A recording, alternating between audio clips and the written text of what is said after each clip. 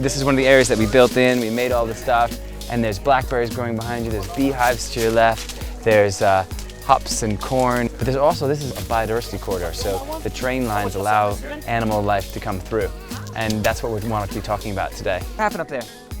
No, 5-minute break's over. You're only doing a few hours. This is it. Get up there, 5-minute break. And over the next few months, have the discussion around what's the future of transport, what's the future of energy, what's the future of biodiversity in inner city areas. I think it's a mix. I think there will be some people that kind of don't even notice it's there, because you know when you're kind of commuting, you're just kind of like on your thing, on your phone, whatever. But I think for the people that do notice it, I know that especially since doing this, I've been like checking out all the different stations and trying to see if there's energy gardens there as well. So We've got 5 minutes. We have to clear that off, get that over there, and then we're going to put up the board, and then we're going to have our questions.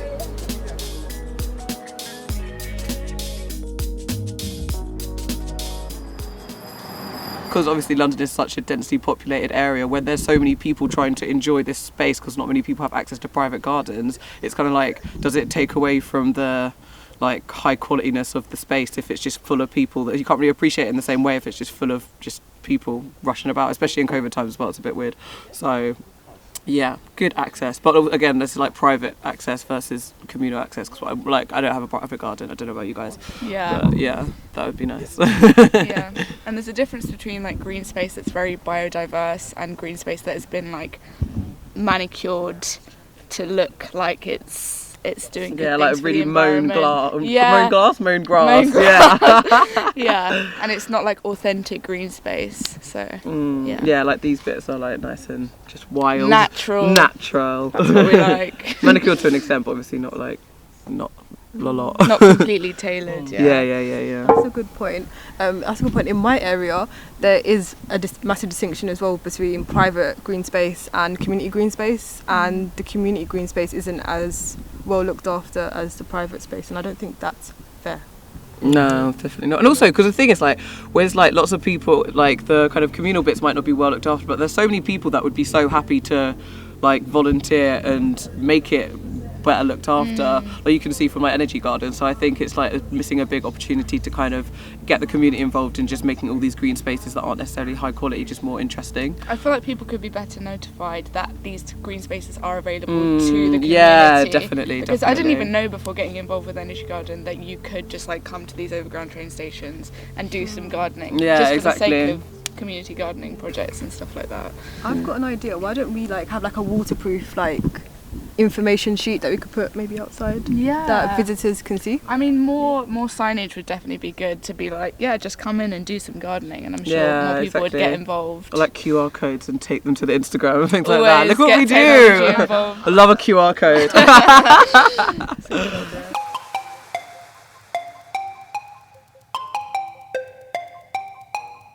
I feel like in the station there's spaces to bring the community there, but I feel like everyone on the platform is there individually. No one is really actually interacting with each other. So I feel like if they were to bring something to the station, something where everyone can go and interact, because even though the garden brings or brings attention to people, it's not something most people around the board will just be like, yeah, we're at a station, what's here, where can we go to?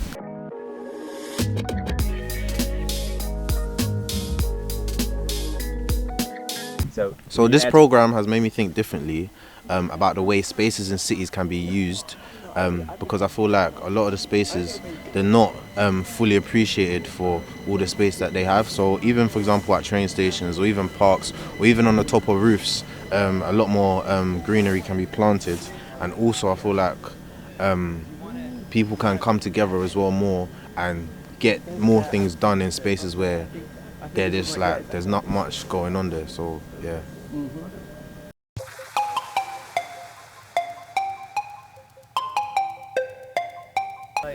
Okay, well, I think getting politically engaged is one step to do that. So get engaged with your political community, get engaged with your local MPs, and encourage more people around you to get involved in politics, because it does make a difference. And just talk about it more. I think starting that conversation is so key, because if you don't talk about it, then, you know, more people will know about it. It will spread, the word will spread, the idea will spread. And if you just get more people excited about the same thing, it can really bring something special and bring everything together to create a positive difference.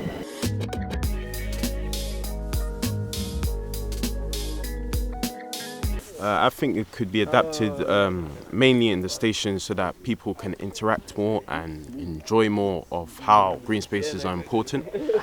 I also think that it will make people learn more about biodiversity and how planting and gardening are important so that people can love it and interact with it.